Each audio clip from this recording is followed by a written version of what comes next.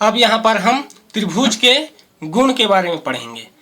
त्रिभुज से हम जानते हैं कि त्रिभुज जो है तीन भुजाओं से मिलकर बनता है, अर्थात त्रिभुज में तीन भुजा होते हैं और तीन कोण होते हैं। जैसे तीन भुजा यहाँ पर है, ए बी एक भुजा हो गया, ए सी दो और बी सी तीन। कोण कहे तो कोण ए, कोण बी और कोण सी। अब यहाँ पर हम त्रिभुज के बारे में कुछ और भी चीज़ें जानेंगे। अब हम मान लेते हैं इन सभी का भुजाओं का मान हमको ज्ञात है। मान लेते हैं ए बी का मान है यहाँ पर 2.9 सेंटीमीटर। मान लेते हैं यहाँ पर ए सी का मान है 4.4 सेंटीमीटर। मान लेते हैं बी सी का मान है यहाँ पर 5.4 सेंटीमीटर। अब सबसे पहले कि हम बाकी इसके कोण के विषय में बात करें, पहले हमको ये जानकारी होना चाहिए कि हम कोण किसको कहते हैं। यहाँ पर हमारे पास तीन कोण हैं, ए, कोण बी और कोण सी। अब ये कोण बी है। अब हम कहें कि कोण बी का सम्मुख भुजा कौन है, तो इस कोण बी का सम्मुख भुजा होगा ये, मतलब ए सी। अब हम कहें कि कोण सी का सम्मुख भुजा कौन है, तो इस कोण का सम्मुख भुजा होगा ये, मतलब ए बी। उसी प्रकार यदि हम कहें कि कोण ए का सम्मुख भुजा कौन है, तो होगा ये, मतलब बी सी। अब हम इसको नापेंगे। मान लो हमको नापने के बाद यदि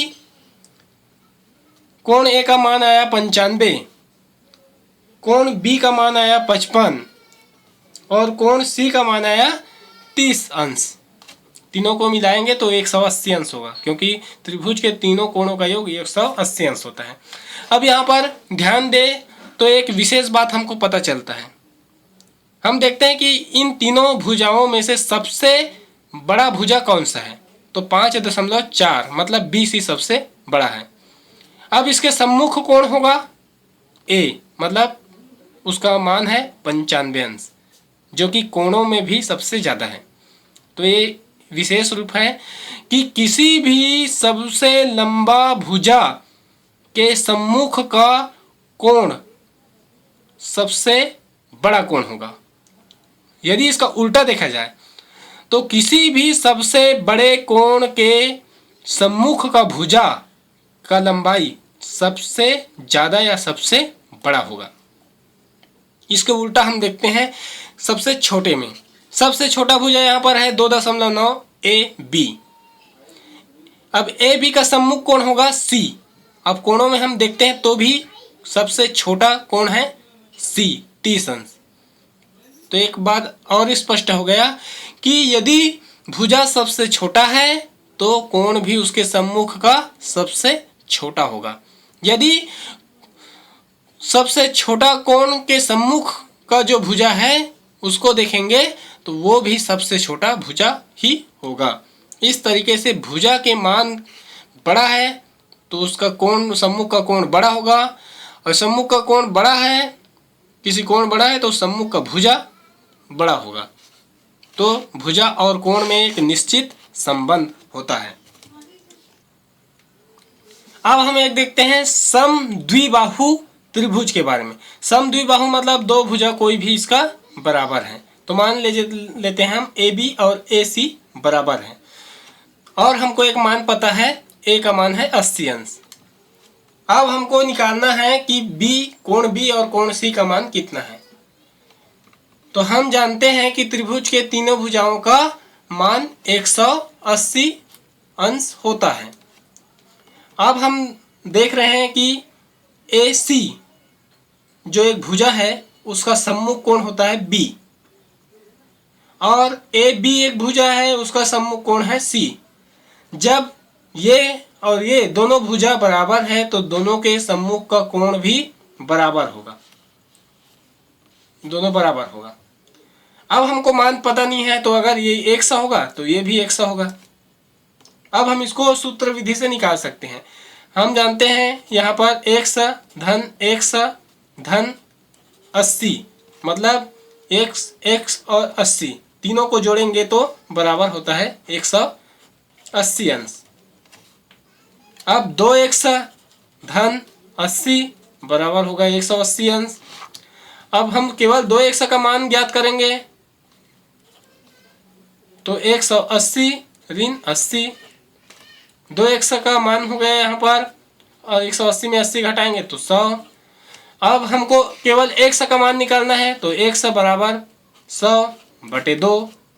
अब यहाँ पर बराबर उत्तर प्राप्त हो जाएगा, 100 को 2 से भाग देंगे तो 50 प्राप्त होगा। तो x का मान हमारे पास 50 प्राप्त हो गया, तो हम लिख देंगे यहाँ 50 और यहाँ पर भी 50। तो यहाँ हम देखते हैं कि समद्विबाहु त्रिभुज में जो भुजा बराबर है उसके सम्मुख का कोण भी हमेशा बराबर ही होगा।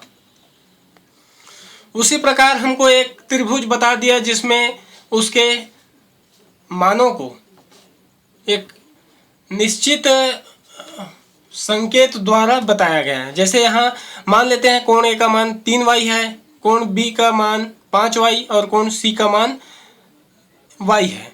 तो ऐसी स्थिति में हमसे पूछा जाए कि इनका मान कितना कितना है, तो ऐसी स्थिति में हम इसको हल करने के लिए तीनों कोणों को जोड़ेंगे।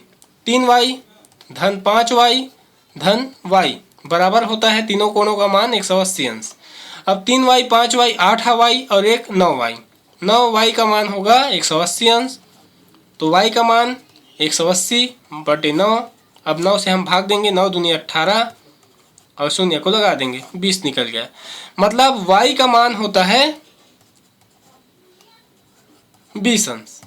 तो ऐसी स्थिति में 3y है, तो 3 × 20 बराबर 60 अंश। अब यहाँ पर 5y है, तो 5 × 20 बराबर 100 अंश। अब यहाँ पर 1y है तो केवल 20। तो अब तीनों को जोड़ के देखते हैं, 100 और 20 120, 120 और 60 180। इस तरीके से तीनों कोणों का मान 180 अंश निकल जाएगा। इस तरीके से हम आसानी से संकेत द्वारा समझाए गए, अनुपात द्वारा बताए गए सवाल को, उसके वास्तविक मान को, कोण के मान को निकाल सकते हैं। इससे पहले कि हम माध्यिका के बारे में पढ़े, सबसे पहले हम माध्यिका किसे कहेंगे उसके बारे में चर्चा करेंगे। यहाँ पर हम देख रहे हैं कि ABC एक त्रिभुज है। वहाँ पर रेखाखंड AB को बीचों बीच से काटा गया है, जो शीर्ष C से एक रेखा निकला है वो CN। उसी प्रकार जो शीर्ष A है वहाँ से जो रेखाखंड निकला है वो BC को L बिंदु पर काटा है और BC को 2 बराबर भाग में किया है। उसी तरीके से जो B शीर्ष से रेखा निकला है वो AB AC को M पर काटा है।